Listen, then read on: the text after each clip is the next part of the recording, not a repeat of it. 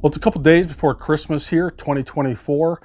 I figured I'd jump on the channel here and do a quick video for the new reloader. And maybe even some of you that have been around the block a few times, the tour of my reloading room. And to help some of you decide of what equipment you should buy.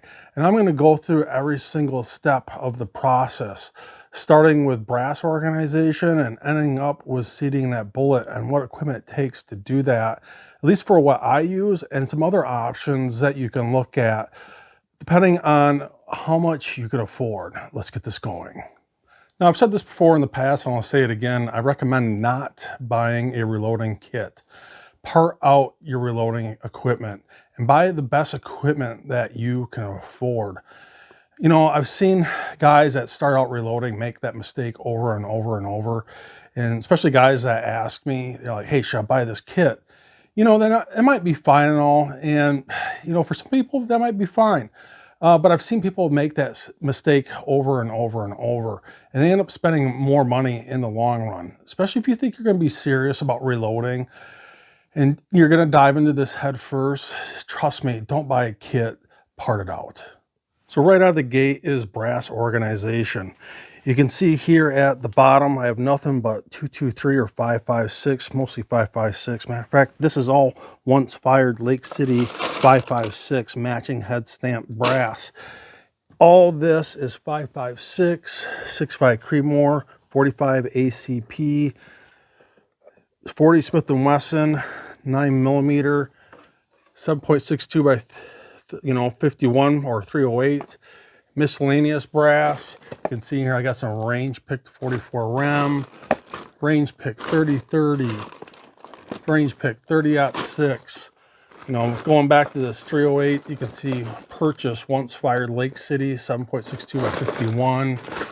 Like I got some once fired 7.62 Lake City, so I've actually fired this once. You know, and it's important, keep track of the amount of fires on that brass. If you happen to fire it, try and keep it together, try and keep them all that same head stamp. And if it's not range picked and you purchase it out of a new box, keep it in a Ziploc bag and put a note card in there so you know where it's at on the amount of fires. It's really important. Matter of fact, like this one here, you can see, I know for a fact that this is on its third fire of this, 6.5 Creedmoor. So you know, years down the road, I know where to start back up with that brass if I happen to reuse it. So it's really important. Now, one of the nice things about being a Starline dealer is stocking Starline brass. And this is what you call brass organization. You know, 38 Super Comp, 38 Special, 9mm, 40 Smith & Wesson, 10mm, 45 ACP, 44 mag, 357 mag, 6.5 Creedmoor with a large rifle primer pocket, 6.5 Grendel, 6 Creedmoor, 6 Arc, 5.56, 223, 300 Blackout, 45 Long Colt, 7.62 39, 243, 308. And I even stock full boxes of brass, and that's what you call brass organization. And matter of fact, you could check out my website, www.epintegrations.com, and we have very competitive pricing and volume discounts to boot. Over here is where I keep my empty reloading boxes. This is brass that needs to be reloaded still. Just for example, like this little tote is showing, this is for my 6.5 Creedmoor Mega AR-10, and this brass has been once fired. And usually I'll put notes on the back of my index cards of, you know, I've annealed this already. I've already sized this, but I still need to trim it. So I know exactly where I'm at on this, and you can see how long this has been. A long time ago, almost 6 years ago. So I know, you know, even 6 years later, I know exactly where to start back up with that brass. Now up here I have ammo that's reloaded and ready for the range. You know, a bunch of different ammo here, and I have index cards in every single one. I'm just going to grab this one here at the top. This is from that 7.62 by 39 reloading series that I just did. And I know for a fact that this is Starline brass and it's brand new. Everything I need to know what's going on with this particular amount of ammunition. Pick another one here. You can see this is typically for my Tika 308. And this is on its third fire. And, you know, once again, 4 years old, but I know exactly what's going on with this reloaded ammunition. And it's really important that you keep track of this stuff so you know exactly of where it's at. I'll pick another one here. This one here is, you know, mostly been fired, but I still got some left over. I could tell that this is on its fourth fire. This is for my PSA 65 Grendel. And, you know, but I got everything I need on here in regards to headspace, the amount of the bullet seating, and everything. Primers, powder, the type of bullet. I know exactly what's going on the second I open up that box. Next up is decapping your brass, popping out those old spent primers. I recommend using the FW Arms decapper. What's nice about this is it's auto centering. So as the case mouth opening hits this part of the decapper, it auto centers it. So this pin lines up perfect with the primer flash hole and doesn't get bent. I've decapped thousands and thousands of pieces of brass with this decapper from FW Arms, and I've yet to replace that pin. You know, I started out with the lead decapper, and it's just not auto centering. It doesn't have that feature. You're going to find yourself replacing this all the time, the pin. And you're going to learn the hard way if you don't watch this video that having something like this where it's auto centering really helps. Now, I recommend not decapping during the resizing process. Get that spent primer decapped right out of the way, right out of the gate before you clean it, for a couple reasons. By decapping right away, you're not going to throw off your headspace bumps if you try to decap at the same time while you're resizing. And two, it's going to open up that primer pocket, so when it gets cleaned, you'll have a nice clean primer pocket. Next up is crimped primer pockets. Now on the left here, you'll see some Hornady that has an open primer pocket. That does not have a crimp. Where on the right, the one that says LC, that is 7.62 by 51 Lake City brass. It has a distinct crimp around the primer pocket opening. It's typically military grade brass, and they'll crimp that primer in place. And you can see a distinct rim around the primer pocket itself in comparison to the Hornady brass on the left. But let me get this popped out.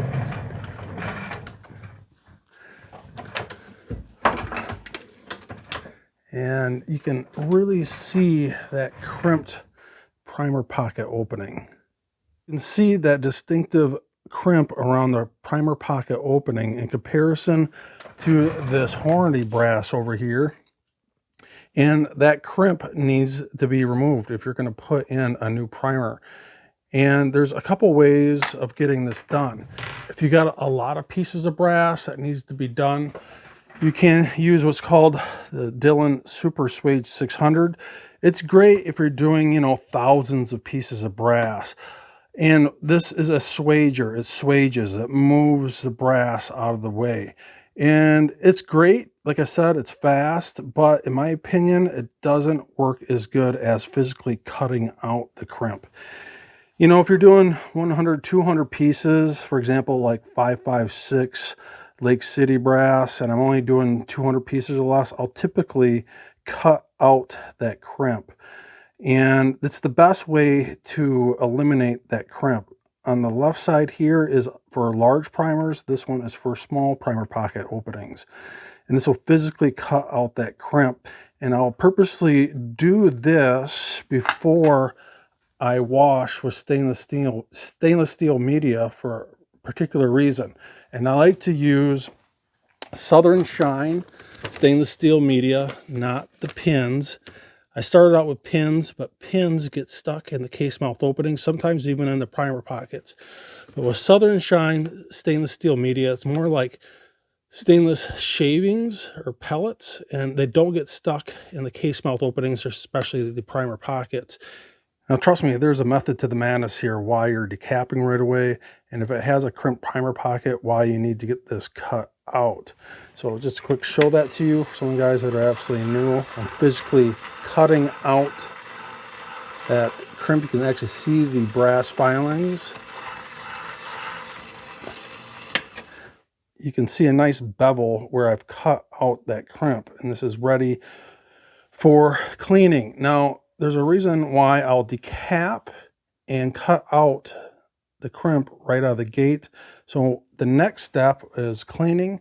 I like to use stainless steel media in a wet tumbler. That stainless steel media will help smoothen out that cut of the crimp primer pocket. And when it comes to seating a new primer, it will seat like butter. So I personally like to use the Frankfurt Arsenal wet stainless steel rotating tumbler. Now, if you are using a wet tumbler, you're going to need something to dry your brass. You know, I've heard of some guys, they'll throw their wet brass on a cookie pan and throw it in the oven and blah, blah, blah. It just seems like way too much screwing around to me. The Lyman Cyclone case dryer, in my opinion, is the absolute best. What's nice, it has a nice drip pan here, so they can be sopping wet. You don't have to worry about damaging your unit. It comes with numerous trays. You can get thousands of pieces in here. And the big thing is the fact that it has a timer. So the heat's already set to what it needs to be. You don't need to screw on the heat. It gives you the timer. So you can set this, go mow the yard, come back, your brass is dry. You can buy a dehydrator if you want. Just make sure it's got a timer on it. That's all that's really necessary. But in my opinion, to have something like this that's dedicated for brass is definitely well worth it, especially if you're using a wet stainless steel tumbler. Now, at least for separating out that media, I actually use this Lyman Turbo Super Sifter, and I just bought a $2 popcorn bowl from Walmart, and it works exceptional. Quick and easy, and it's cheap.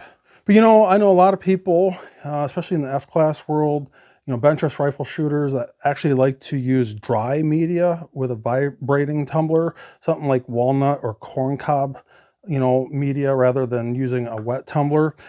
You know, I've had discussions with some of those guys, and they like to leave some of that carbon residue inside the case mouth opening as a natural lubricant for the bullet. They feel like they get more consistent, you know, seating results on their bullets. And, you know, it's just something you have to figure out on your own journey. As a matter of fact, I know some guys that don't clean their brass at all. They just leave it dirty. They'll make sure they brush out the inside of the case mouth opening thoroughly. I've seen some guys use brake cleaner. If you are going to use brake cleaner, especially if you don't have like 20 pieces to reload, not 100, make sure it's non-chlorinated. They'll just, you know, spray a little bit on the corner of a rag or wipe off the exterior of the brass itself. It'll definitely get it nice and clean. And then maybe spray a little bit on your bench. That's why I like using a countertop for mica bench, so I can put brake cleaner out like this. It doesn't hurt it at all. And you can actually clean out the case mouth opening with some brake cleaner. And I would have no problems dropping powder into this and seating a bullet. It just depends on your expectations. Next is getting a brass annealer. You know, I've seen some guys that will try to anneal their brass with a drill and a torch. I'm just going to be honest with you. I don't think you're going to get a consistent anneal that way. Reason why is it literally takes less than a half a second for that brass to be in the flame too long or too short to make it inconsistent. Also, if the tip of that torch head, the flame itself, is 1/8 of an inch too close or too far away, you're going to get an inconsistent anneal. It's just my opinion, but I think you need some type of machine. There's many machines out there. Obviously, I own EP Integrations along with Scott, and I'm going to be partial to this, and I've designed this for a reason, especially without a hopper. Is it just having a hopper just takes a hopper that needs to be filled up. It'd be one thing if it was a case feeder where you could throw handfuls into a case feeder and automatically organize it in the right direction and put it into the machine and blah, blah, blah. But most annealers don't have a case feeder, they have a hopper. In my opinion, I've used annealers in the past that have a hopper. It's just a hopper that needs to be filled up. If I have to physically pick up the brass and orientate the brass in a particular direction and put it in a hopper or in a single feed fence, I could care less if it has a hopper or not. It's just my opinion. And by the time I fill up a hopper and organize that brass in a particular direction, I'm already a quarter of the way in annealing with the EP 2.0 annealer. And try not to be biased, but I've owned other annealers with a hopper. And it just makes it really easy with the EP 2.0 annealer because it can anneal from 5.7 by 28 to 50 BMG and everything in between, rim or no rim. and adjust in seconds without having to add or remove any parts. And that's where this really shines. Now, those are flame-based annealers. There's other annealers out there, such as salt bath annealing. I just recommend not getting into that. It's molten salt and it's very, very dangerous. The other one I probably suggest, and is well north of $1,600, is the AMP annealer, or the Annealing Made Perfect. It's an amazing annealer, especially if you can afford it. But just to start and get into the annealing game, you're going to spend at least $1,600 before you buy different inserts and other accessories. But it is an amazing annealer, especially if you want to get into the induction realm. And a lot of guys at the tip of the spear, F-class shooting, such as Eric Cortina or F-class John, I know they use an AMP annealer, and it's for a reason. It's a great annealer. But if you're just starting out, or you're a weekend warrior like myself, any flame-based annealer will work. And obviously, not trying to be biased, but I designed this along with Scott at EP Integrations for a reason. It just keeps it simple, stupid. It's a pure KISS method of annealing. Now, in my opinion, annealing is 100% required if you want consistent, precise reloads. If you don't want consistent, precise reloads, then you don't need to anneal. But to get a consistent headspace bump, consistent neck tension, that's why I would anneal. Other things that are beneficial is just a longer longevity out of your brass. You're going to get more firings out of the brass, because as you fire that brass and the brass expands as the powder is ignited, that creates work hardening of the brass and makes it brittle. Or when you resize the brass and bump that headspace back, you're work hardening that brass. And to get that brass back in its true original state before it's been work hardened, you really should anneal. Now, next up is lubing your brass. Personally, I like to use one-shot case lube along with Imperial case wax. If you watched my video series, especially in the area right before I start resizing, you can see that I use a combination of the two. I'll take a little dab of Imperial case wax, put it in the palm of my hand, spray my hand with one-shot case lube, plus put all my brass in a popcorn bowl and lightly spray it and work that on the exterior part of the brass casing itself. Now, here, at least at EP Integrations, we also stock one-shot case lube and Imperial case wax, and you can check that out on our website. Now, next up is bump gauges and case gauges. Let me start out with rifle cartridges with a bottlenecked casing. When I say bottle, it actually really looks like a Coke bottle with a shoulder. Something like straight wall casings, like 9mm or pistol ammunition, like this 9mm that has a straight wall, it's not bottlenecked. I don't mind using a case gauge for it, and that's fine and all. I can tell that this is, riding just fine for headspace. But really, I'll use the plunk test, the actual barrel out of my pistol when I'm seating those bullets. I'll use the plunk test, the actual barrel out of my 9mm pistol, for example. I'll literally plunk this into the barrel of that pistol. And not only will I listen for that plunk, but I'll give it a nice spin to make sure that the ogive of the bullet is not riding on the rifling's lands of that particular barrel. And not to make this too long, and I got numerous videos on how to reload for 9mm. You can check that out in my video series. So it definitely gets a nice plunk. Also, at the bottom of the plunk, I can personally spin that brass in the specific pistol that I'm reloading for. So something like a 1911. But when it comes to bottleneck cartridges, I do not use a case gauge. I sold my case gauges for my bottleneck rifle cartridges a long, long time ago, and I use a bump gauge. If I ask you, what is your brass headspace before you fired it? Say like you got some brand new factory ammunition. What is your headspace before you fired it? What is your headspace after you have fired it? And then what is your headspace after you have resized it? If you can't answer those three questions, and you're telling me you set up your resizing die by just turning the die down until it hits the base of your press and giving it an extra quarter turn, Sorry, but you're guessing. It's the truth, you are. And when it comes to bottleneck rifle cartridges, reload for your rifle's chamber, not a case gauge, and get what's called a bump gauge. Now, I personally like to use a Hornady bump gauges. They seem to work fine for me, but they sell other bump gauges, and I'll plaster it on the screen here, that are a little bit more premier, a little bit more legacy in the reloading world. It's something to definitely check out before you start resizing. Now, as a weekend warrior, I'm not an F-class shooter or not, a bench rest rifle shooter, then yes, you might want a custom die based off your blah, blah, blah, and that's all about expectations. At least for me, as, a hunter and a weekend warrior, just like to have fun out the range. I find these Hornady die sets, they work out great for me. I started out buying very expensive Redding die sets, and I just didn't see the advantage of spending literally twice the amount of money for a die set in comparison to a Hornady set. And I find these Hornady die sets, and you can watch my video series even live, where I'm creating very, very consistent headspace bumps using the resizing dies.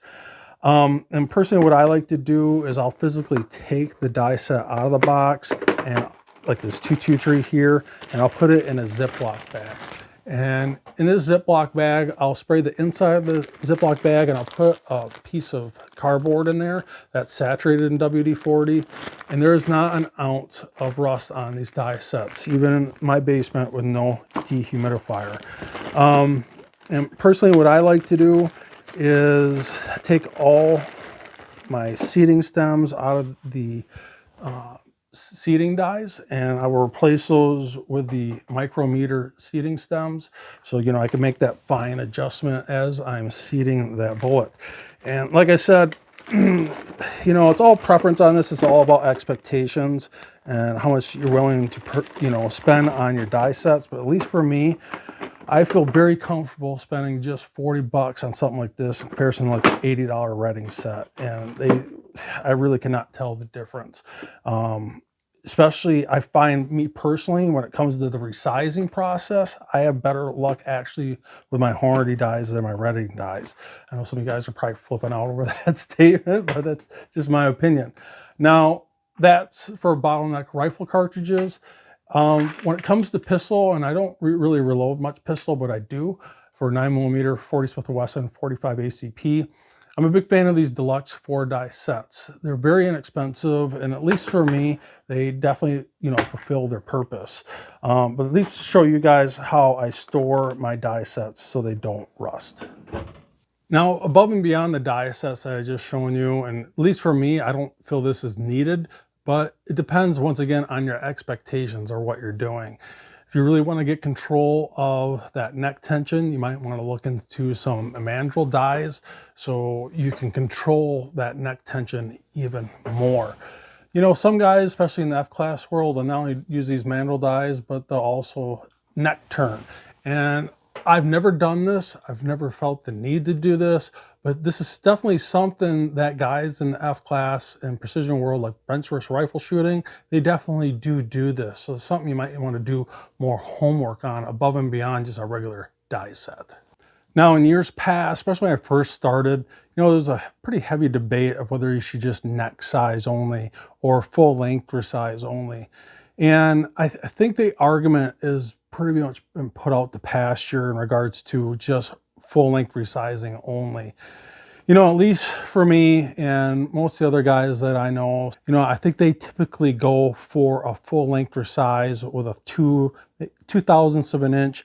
I know some guys will do 1/1000th of an inch bump on their headspace from fire form.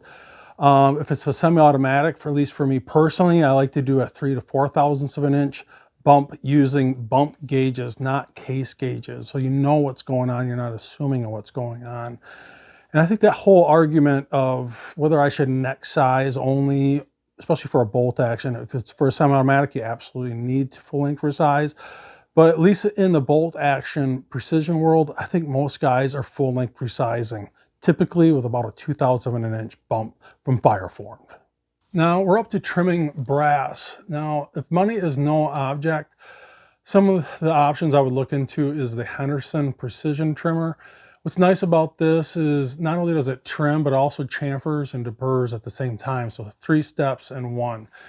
You know, and it's kind of expensive. I actually wouldn't mind owning this, but it's damn near 800 bucks, $779. And it's definitely a premier reloading equipment purchase.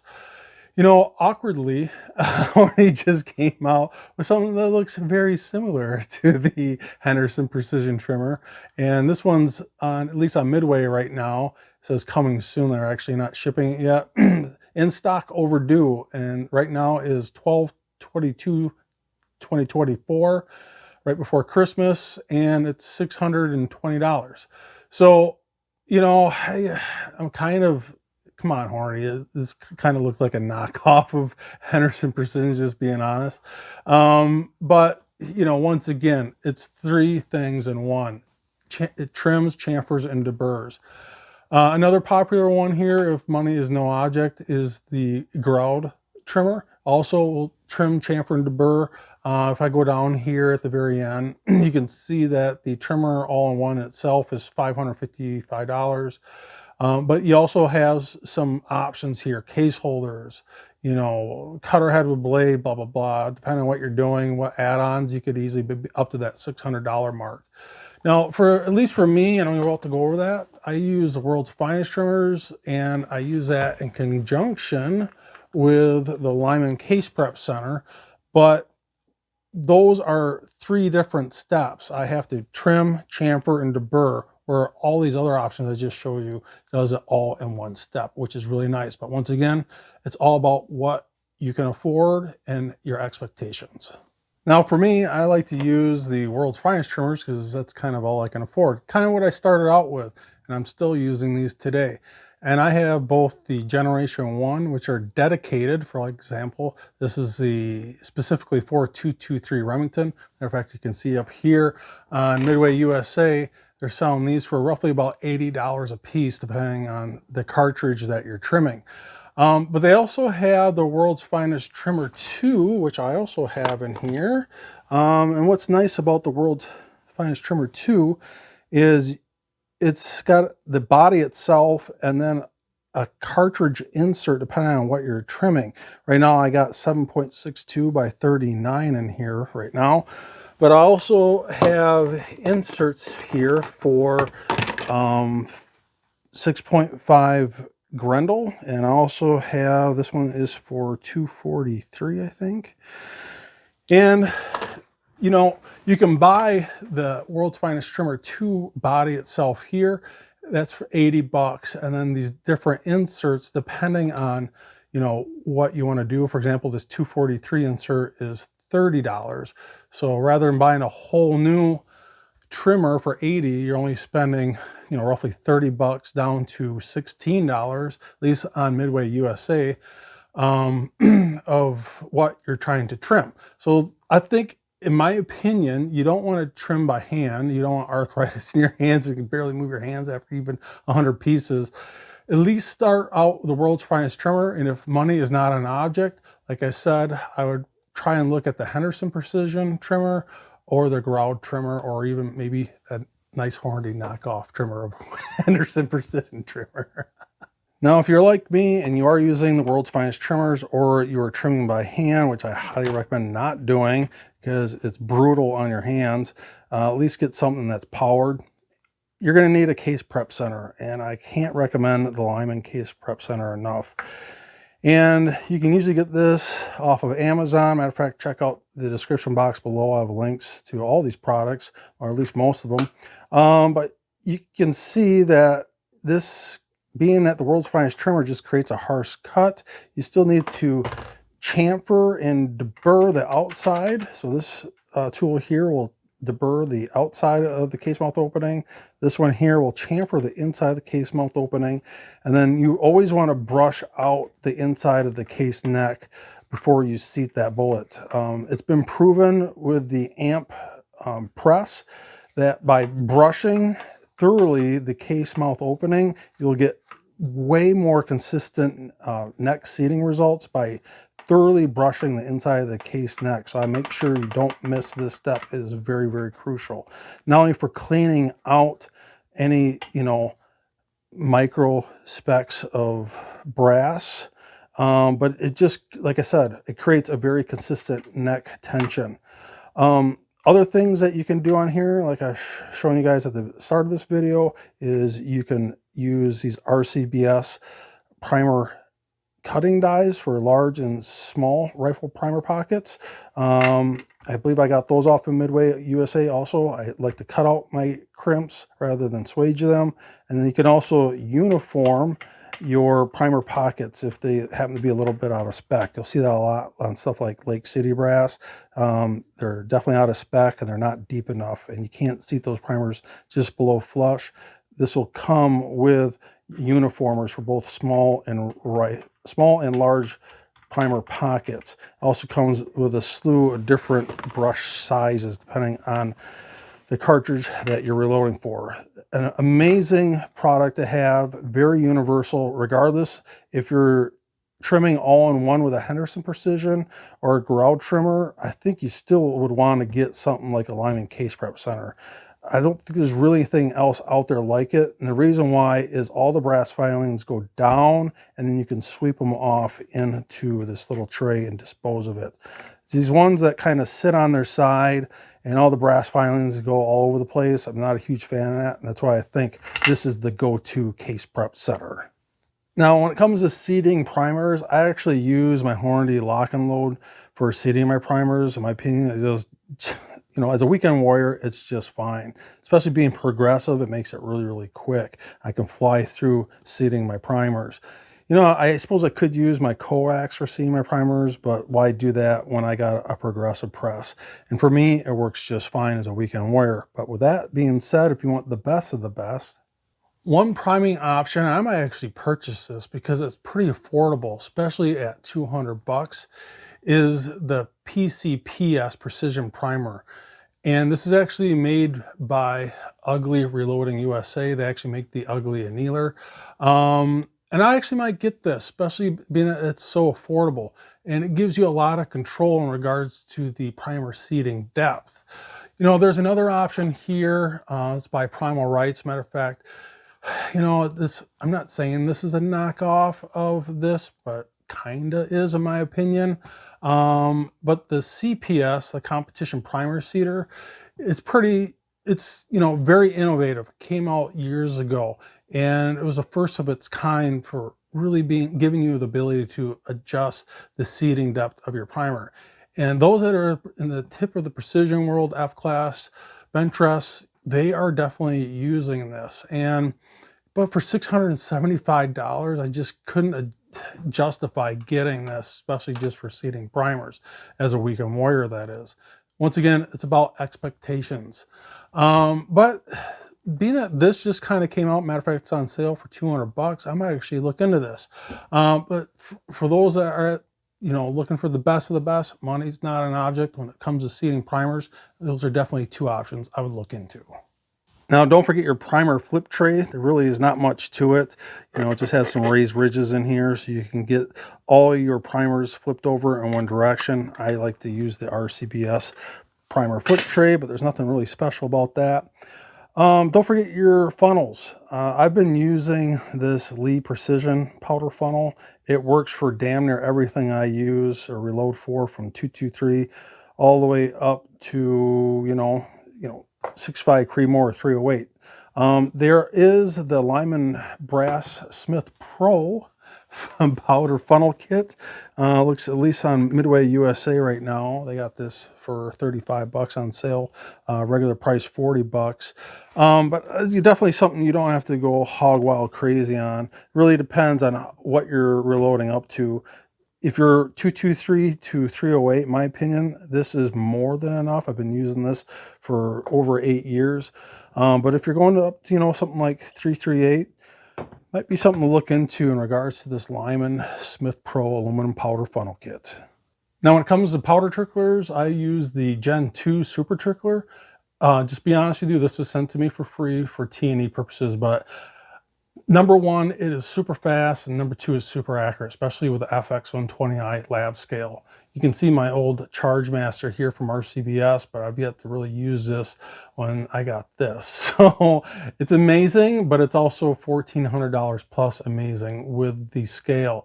But you can check out my past videos on using the FX20i, especially my playlist area, and you can see how fast and accurate it is, especially my latest video series, dropping powder in for 7.62 by 39. It's crazy fast and super accurate. But like I said, just for if you already have the FX120i lab scale, the super trickler itself is $775, but once you add the lab scale, you're going to be north of $1,400. But once again, very fast, very accurate, and it's got AI features where it kind of auto learns depending on the powder that you're dropping. And within roughly, 10 to 15 drops, it's dropping super fast, super accurate. I'm really, really pleased with it. Another option would be the Ingenuity powder system, and this is actually their newest setup here. It looks like they're yet to sell it on their website, soon to come, but you can pre-order this. I think if I wasn't to get the Super Trickler, this is probably what I would get. I know F-Class John uses this, and he's very, very happy with it. Some other options here, this is, just the lab scale alone in this, I'm just assuming it's going to be well north of $1,000, $1,200, $1,400 more. I'm not totally sure on the price of this, but it's definitely a premier product in the reloading room. Some other options, at a bare minimum, I think the Charge Master Supreme looks on Midway. They're at $360. The Match Master is $800. I know some guys that use the Frankfurt Arsenal. That's $244. Just for me and just my personal opinion, I would get some type of electronic power dispensing unit. It's just something I personally would want to screw around with. I don't think I would go with a Hornady. It seems like most guys I talk to don't have good luck with that. At least get a bare minimum, probably the Charge Master Supreme. But that's just my opinion. But keep in mind, these two here, the Super Trickler and Ingenuity, they use the FX120i lab scale that can measure down to 0.02 grains of accuracy. We're talking the speck, one single speck of Varget powder. So it's really, really nice to have, but once again, it's $1,400 amazing. Now, when it comes to calipers, at an absolute minimum, in my opinion, I would get the eye gauging Absolute Origin digital calipers. Matter of fact, I have two. One set up for my bump gauges, so I don't take them on and off all the time, and then one's for just miscellaneous measurement purposes. And, we actually sell this on EP Integrations. We sell, that eye gauging Absolute Origin 6-inch digital calipers for, $45. If you buy two or more, you get a $1.50, volume discount. Not huge, but it's something. We also have the analog dial style eye gauging calipers. But if money is not an issue, if you check out Amazon, you can check out the Mitutoyo. That's probably one of the premier calipers you probably want to look into if you want the best of the best. But you're going to be well north of $100. 100, pushing 150, almost $200, depending on what you pick. But for digital calipers, that's what I would recommend. Now, when you want to start playing around with bullet jumps, say like you're going for, exactly a 20 thousandths or 5 thousandths of an inch bullet jump off of your rifle and lands in comparison to the bullet's ogive. And if this is something you're not familiar with, it might be something to do more homework on. But if you're going for the utmost precision, and like I said, you want to start playing around with bullet jumps, you definitely need something like this, a bullet comparator set. And this is from Hornady. And you can see that these special casings have been drilled and tapped, so this screws on. And I have assortment right now. This is for the 7.62 by 39. You see I got one for 308, 243, 65 Grendel, 65 Creedmoor, blah, blah, blah. But there's a little caveat to this. These casings that are drilled and tapped are usually set at a SAMI spec headspace. And your headspace can actually differ from rifle to rifle. And if you want to get the utmost precision on this, you can actually fire form, resize it to the actual, bumped headspace that you want it to be. You can either drill and tap it out yourself, or you can actually send in your casing to Hornady and they'll do it for you. For me as a weekend warrior, this works just fine for me.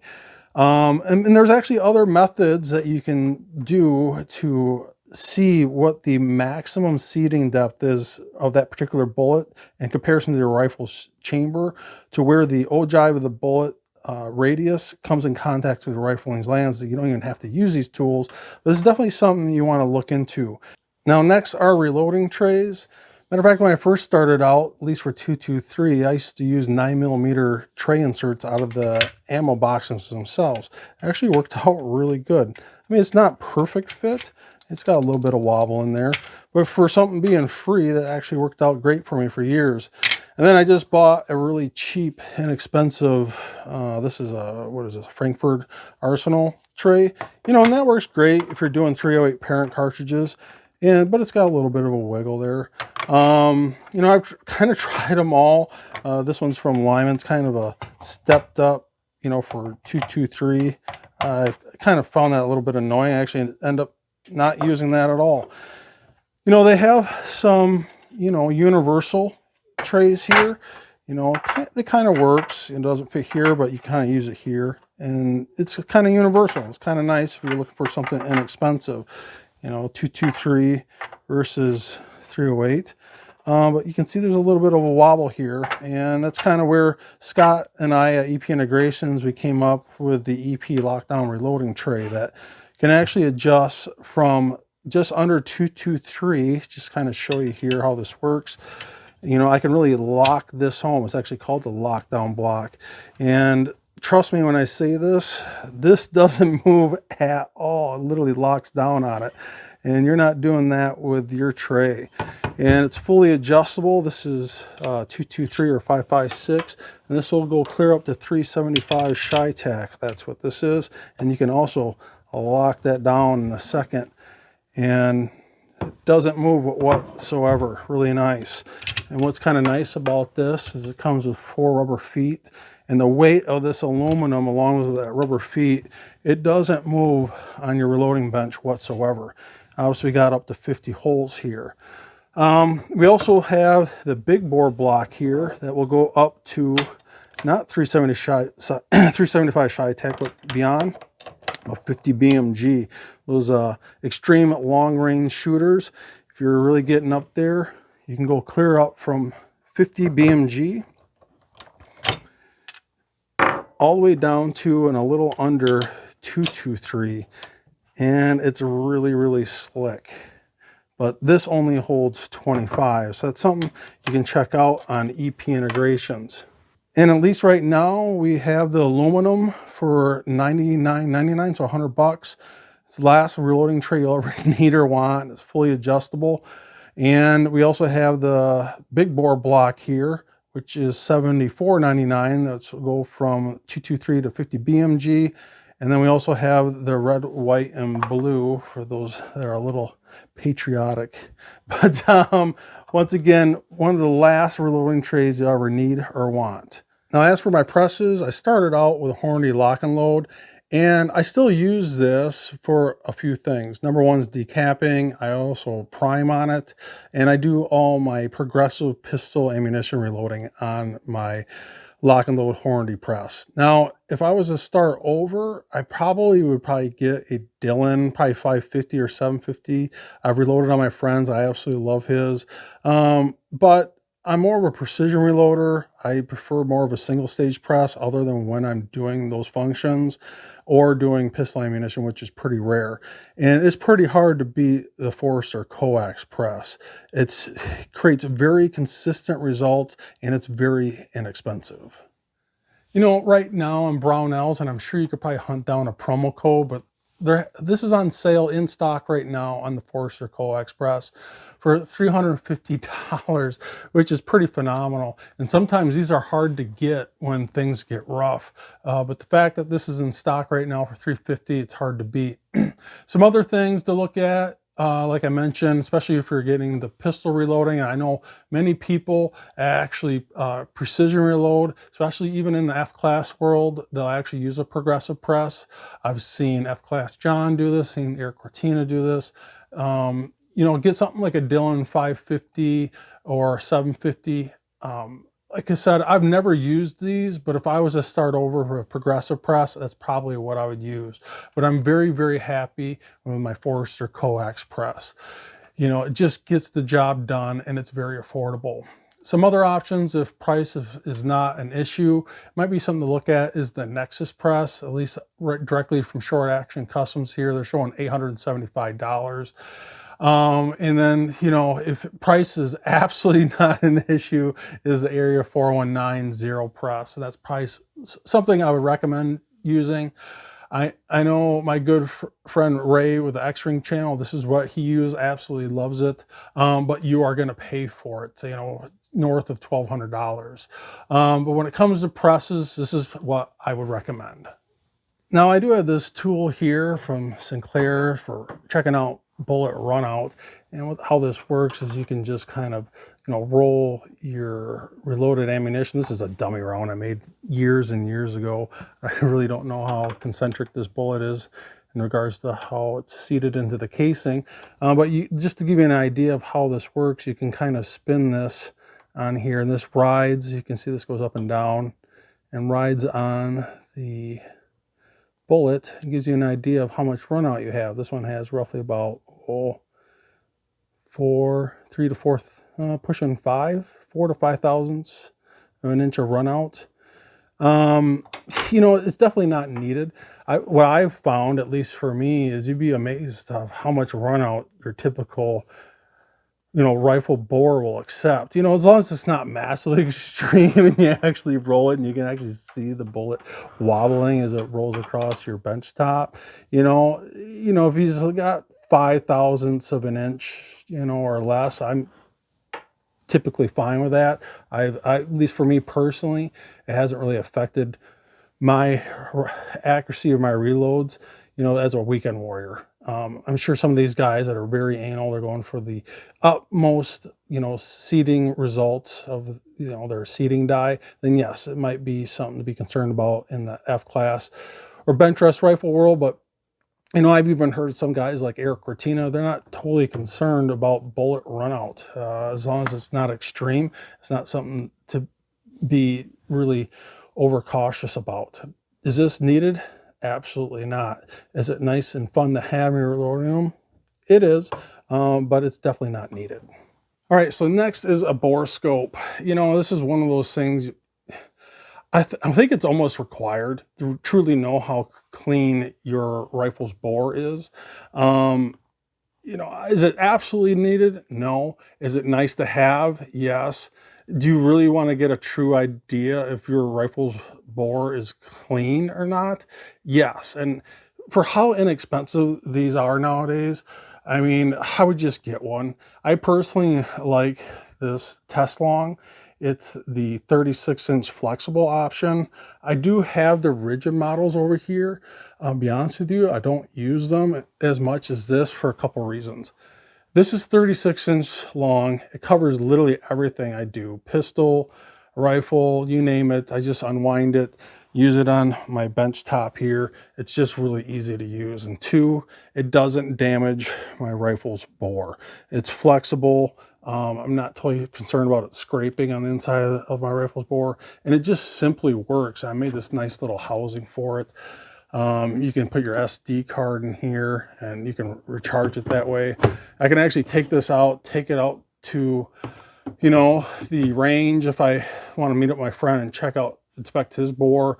Or actually, when I go purchase a rifle, I will actually inspect that rifle's bore before I purchase it, regardless if it's new or used. And especially for a new rifle, I'll actually check out the rifling lands and how consistent the lands are, if there's a lot of chatter marks on it. You'd be surprised. I can go to Shields, I want to buy this particular rifle, they got 10 on the shelf, and I'll check out every single one. And the guy thinks I'm crazy until he sees what I'm doing, and when I'm done, he actually doesn't think I'm crazy. You'll be amazed what if they're, manufacturing 1,000 of these rifles, and at zero they're starting out with a new gun drill, and it's brand new, and it'll create an exceptional, you know bore and lands with little chatter and very consistent lands. But when that drill is at the end of its life, you'll notice it's got chatter marks and the lands are not as consistent, especially on these more inexpensive rifles from like PSA. In comparison to some like a Krieger, you see the difference. And having a borescope, in my opinion, is absolutely needed, especially how cheap they are. So here is the crown itself. Just spin this around really quick. So I'm just looking for any real jagged edges. Like I said, this is new. I've yet to clean this. Nice and consistent lands. You can see where this one starts and ends. So right there. So this one ends, starts and ends right there. The lands accepts the bullet into the rifling itself. So very, very consistent. Wow. And this is what you get with a very high-end barrel. This is the lands on the 12-inch. Now you can see you've got some pretty aggressive lands here on that side, and then on this side of the bore they're not as aggressive. So to be honest with you, PSA, I'm not totally impressed with that. Usually on your higher end barrels like Bartling and Krieger, obviously I know this isn't that. But next up is getting a good gun vise. This Tipton vise, and I'll splash the screen of where I got this from and a link in the description box below. But what's really nice about this is not only the fact that it's super heavy duty, I'm all of 230 pounds, and it comes with the stand. There is an option to get this without the base stand, and it's very, very heavy duty. It's fully adjustable. Especially when you're cleaning your rifle, if you want to get that bore tipped down so the solvents go out the crown or the muzzle of the bore, or if you're working on your rifle, or I actually use this also for leveling my scope reticle. It's well worth it, 100%, every single bit. Get yourself a nice solid gun vise. As for cleaning rods, I like to use the Tipton Deluxe carbon fiber cleaning rods. This covers pretty much everything I need to clean other than this one, which is for 17 HMR. But get a nice one-piece carbon fiber cleaning rod. Don't get one that comes in pieces. Trust me, you don't want to damage your rifle's bore. Also, while I'm on that fact, is make sure you use a nice bore guide. For ARs, I make sure I use my AR-10 or AR-15 bore guide. As for my bolt actions, I just use a Tipton bore guide. It comes with multiple tips here depending on the diameter of the bullet. But that's pretty much it for cleaning my rifles. Otherwise, that's about it. When it comes to my reloading room, just kind of give you a quick overview of this. It's really up to you. If I was to give you a suggestion for the bench, I'd recommend a kitchen countertop or Formica top. It will take brake cleaner, magic marker. You can wipe it right off with brake cleaner. It's pretty indestructible. Definitely get kitchen countertop for your reloading bench if you're just getting into reloading.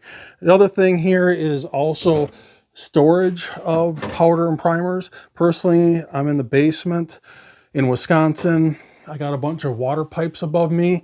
I like to try and get my powder and primers low in a non-concealable case, a metal case, something that's not concealed, because God forbid a fire starts.